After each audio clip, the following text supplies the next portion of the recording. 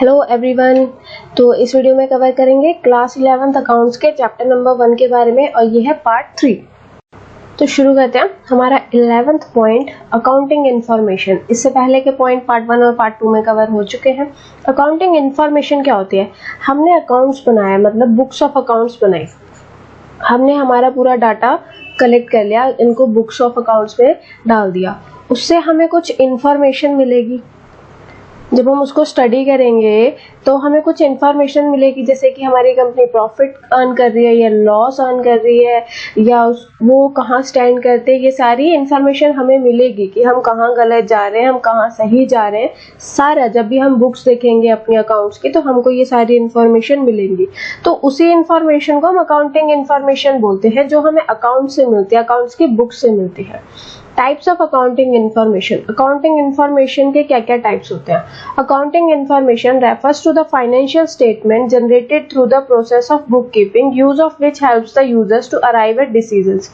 देखो, accounting information वो होती है जो हमने बुक बनाई है, उससे जो हमें इन्फॉर्मेशन मिलती है वो अकाउंटिंग इन्फॉर्मेशन होती है, और जो हमें हेल्प करती है आगे के डिसीजंस लेने के लिए।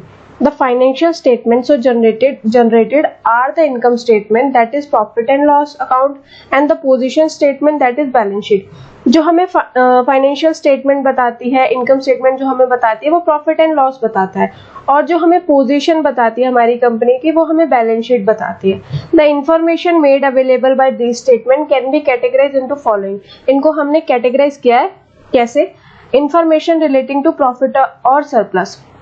प्रॉफिट और सरप्लस से रिलेटेड जो इन्फॉर्मेशन होती है हमें कहाँ से मिलती है? जो हम P&L अकाउंट बनाते हैं, प्रॉफिट एंड लॉस अकाउंट बनाते हैं, वहां से मिलती है। The income statement makes available the accounting information about the profit earned और loss incurred as a result of business operation और otherwise during an accounting period. Information relating to financial position. जो हमारी कंपनी की financial position है वो information हमें मिलती है कहाँ से? जो हम बैलेंस शीट बनाते हैं वहां से हमको वो इंफॉर्मेशन मिल जाती है। The position statement, that is the balance sheet, makes available the information about the financial position of the entity. Information about cash flow, कि हमारा कितना कैश आया, मतलब हमने जो भी सेल करी, कुछ भी करा हमने हमारी कंपनी में एक अकाउंटिंग पीरियड के दौरान, कितना कैश आया और कितना कैश गया। आया यानी कि इनफ्लो हुआ कैश का, और गया यानी कि आउटफ्लो हुआ, जो भी हमने खर्चा किया तो कैश गया, और जो भी इनकम हुई वो कैश आया। इनफ्लो ऑफ कैश और आउटफ्लो ऑफ कैश, तो ये इंफॉर्मेशन भी हमें मिल जाती है। कैश फ्लो स्टेटमेंट कहाँ से मिलती है? कैश फ्लो स्टेटमेंट जब हम बनाते हैं, cash flow statement is a statement that shows flow both inflow and outflow of cash during a specific period. एक स्पेसिफिक पीरियड में कैश का जितना भी इनफ्लो और आउटफ्लो हुआ है वो हमें कैश फ्लो स्टेटमेंट बता देता है। नेक्स्ट आता है 12th point, characteristics of accounting information. कि अकाउंटिंग इन्फॉर्मेशन के क्या क्या कैरेक्टरिस्टिक्स होते हैं। सबसे पहला, रिलायबल होना चाहिए। रिलायबल होना चाहिए यानी वेरीफिएबल होना चाहिए, वेरीफाई कर सकें। बायसनेस नहीं होनी चाहिए किसी भी तरीके की, और किसी तरीके का कोई एरर नहीं होना चाहिए। रिलायबिलिटी होनी चाहिए, बिल्कुल सही होनी चाहिए इन्फॉर्मेशन। रेलेवेंस होना चाहिए। रेलेवेंस यानी कि accounting information must be relevant to the user. जो यूजर है, जो उस इन्फॉर्मेशन को यूज कर रहा है, उसके लिए वो रेलेवेंट होना चाहिए। Information is relevant if it meets the need of the user in decision making. जो भी उसको डिसीजन लेना है उससे रिलेटेड होनी चाहिए वो information.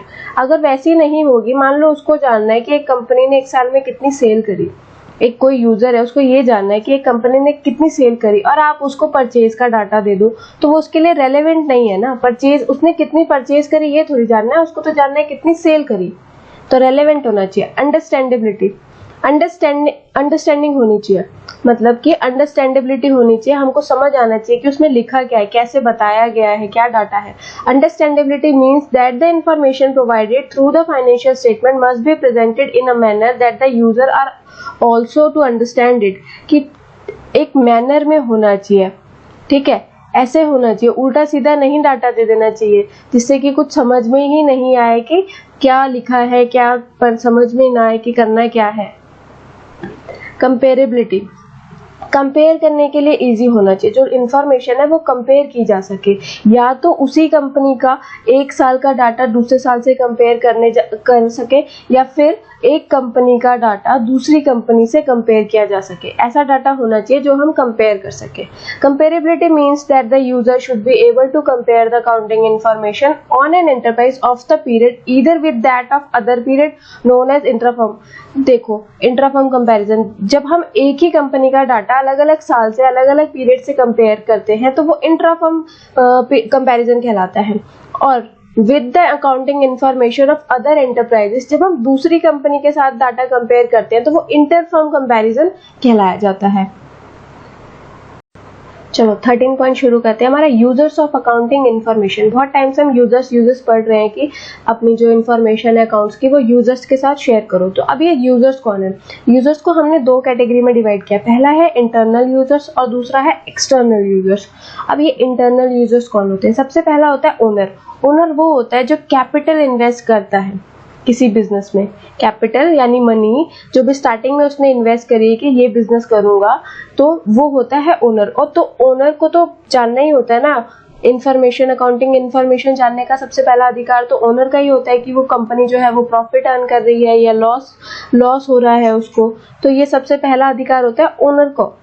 Owner contribute capital in the business and the other expose to maximum risk, क्योंकि ओनर को जो होता है मैक्सिमम रिस्क होता है। अगर प्रॉफिट अर्न करा, सबसे ज्यादा प्रॉफिट ओनर को मिलेगा। लॉस हुआ तो सबसे ज्यादा लॉस भी ओनर को ही झेलना पड़ेगा। Naturally they are interested in knowing the profit earned और loss incurred by the business besides the safety of their capital.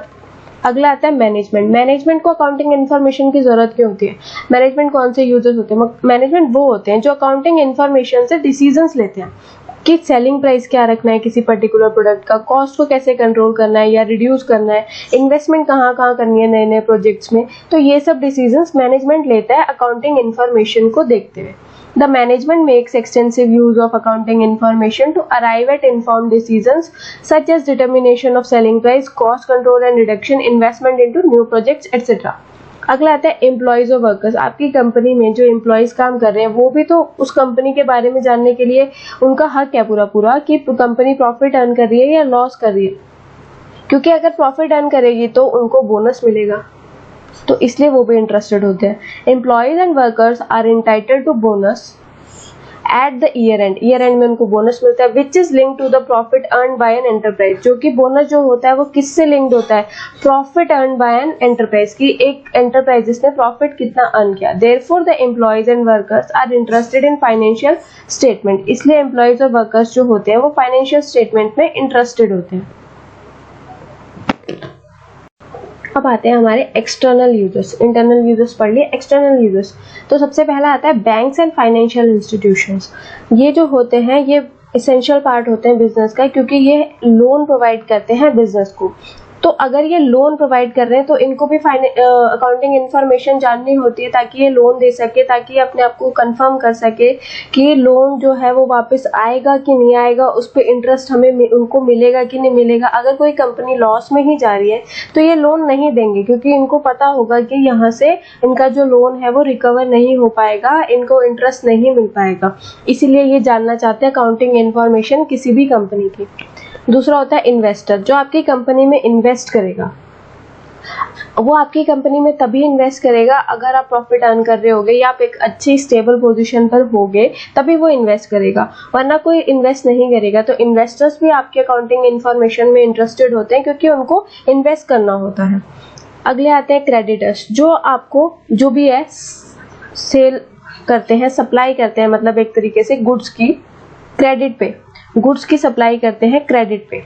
तो ये भी तो ये आपको तभी अपने गुड्स क्रेडिट पे भेजेंगे जब उनको ये अश्योरिटी होगी कि आप इनका जो ये लोन है जो आपने जो क्रेडिट पे इनसे सामान लिया है आप ये वापस कर दोगे, पैसे आप प्रॉफिट कमाओगे और ये पैसे दे दोगे, तभी आपको गुड्स सप्लाई करेंगे। अदरवाइज अगर आपकी फाइनेंशियल अकाउंटिंग इन्फॉर्मेशन में आपकी फाइनेंशियल पोजीशन अच्छी नहीं होगी तो क्रेडिटर्स आपको गुड्स सप्लाई नहीं करेंगे।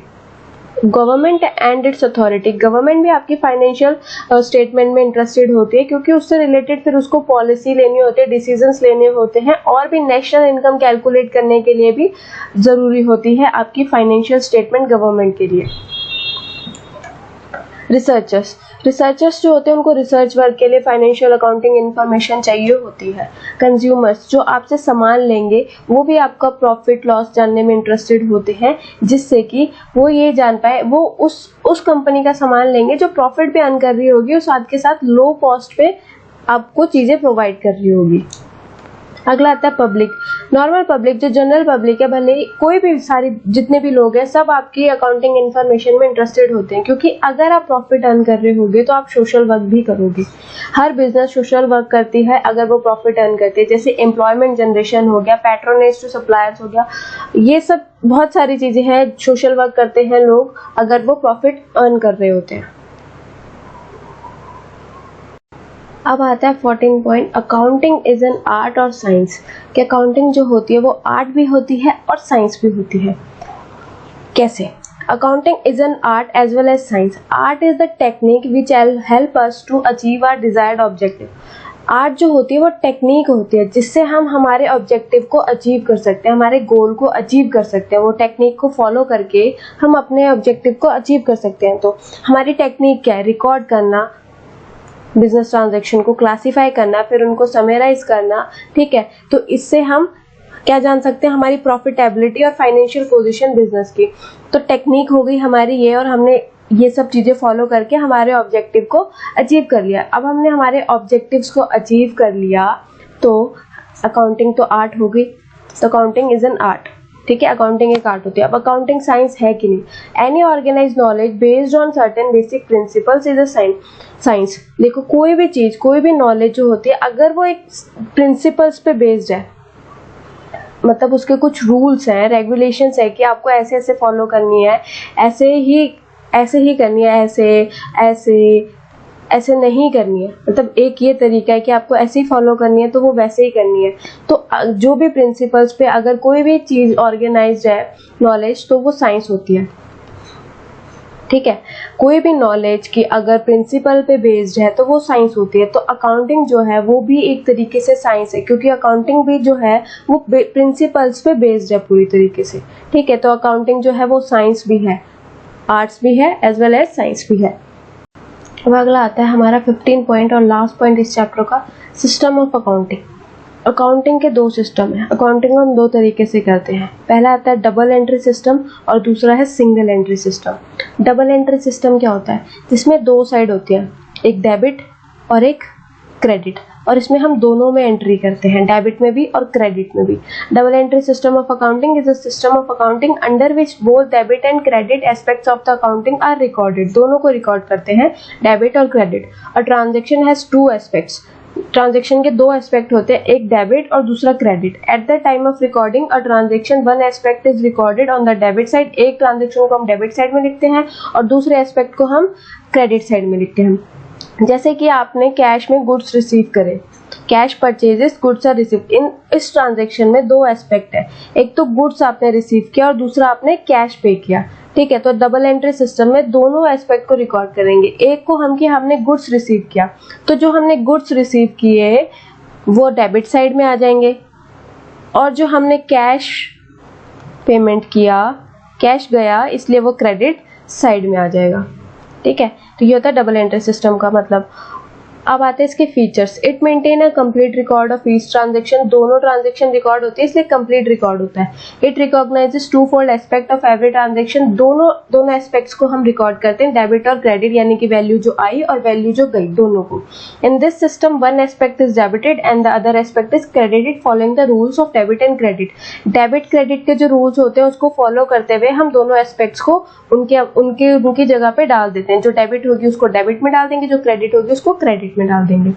Since one aspect of a transaction is debited and the other is credited, the total of all debit is always equal to total of all credit. देखो, अगर आपने 15,000 रुपए डेबिट किए हैं तो आप क्रेडिट भी 15,000 ही करोगे, दोनों का टोटल सेम होगा। It helps in establishing arithmetical accuracy by preparing the trial balance. ठीक है, अगला आता है स्टेजेस। सबसे पहले तो रिकॉर्ड करना ट्रांजैक्शन को जर्नल में, उसके बाद उस जर्नल को जो जर्नल में आपने रिकॉर्ड किया उनको अलग अलग लेजर्स में डालना। उसके बाद बुक्स को क्लोज करने के लिए फाइनल अकाउंट्स बना देना, यानी कि P&L account, profit and loss account और बैलेंस शीट। अब आता है एडवांटेजेस क्या क्या हैं डबल एंट्री सिस्टम के। Advantages of double entry system, एक तो ये साइंटिफिक सिस्टम है। सबसे पहला क्या है कि साइंटिफिक सिस्टम है, यानी कि double entry system is a scientific system of recording business transactions as compare to other system of book keeping. जो बुक कीपिंग के बाकी सिस्टम है उससे ज़्यादा है ये अच्छा, उससे ज़्यादा अच्छा है, यानी कि साइंटिफिक है इसलिए, क्योंकि इसमें हम दोनों साइड को रिकॉर्ड करते हैं।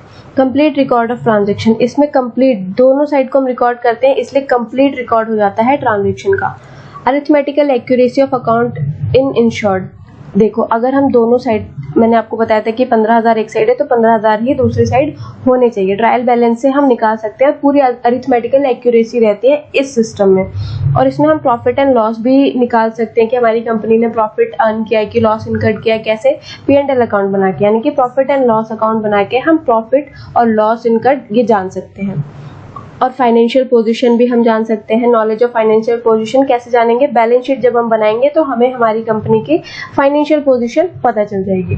कंपैरेटिव स्टडी भी पॉसिबल है कि हम 2019 के डाटा को 2020 के डाटा से या 2018 के डाटा से कंपेयर कर सकते हैं, क्योंकि ये साइंटिफिक सिस्टम है, इसमें हम दोनों साइड को रिकॉर्ड करते हैं इसलिए।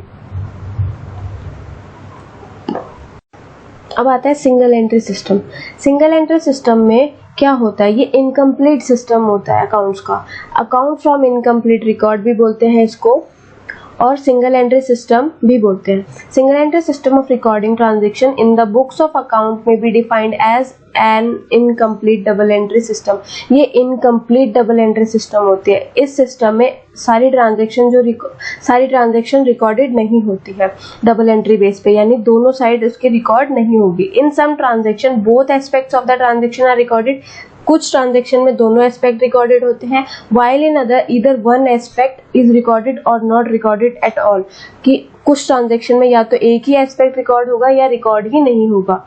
Instead of maintaining all the accounts only personal account and cash book are maintained, इसमें सारे अकाउंट नहीं बनते, इसमें सिर्फ पर्सनल अकाउंट और कैश बुक अकाउंट ही बनता है। The account maintained under this system are incomplete and unsystematic and therefore not reliable. जो इसमें अकाउंट्स बनते हैं वो इनकम्प्लीट होते हैं और अनसिस्टमैटिक होते हैं, इसलिए ये रिलायबल भी नहीं होते हैं। Since all transactions are not recorded under this system on double entry basis, इसलिए इस पे हम ट्रायल बैलेंस भी नहीं बनाते हैं, क्योंकि ये डबल एंट्री सिस्टम में नहीं बनता है तो ट्रायल बैलेंस भी नहीं बनेगा और प्रॉफिट एंड लॉस भी नहीं बनेगा और बैलेंस शीट भी नहीं बनेगी। थैंक यू सो मच ये वीडियो देखने के लिए। चैनल को सब्सक्राइब करना मत भूलना। Thank you so much.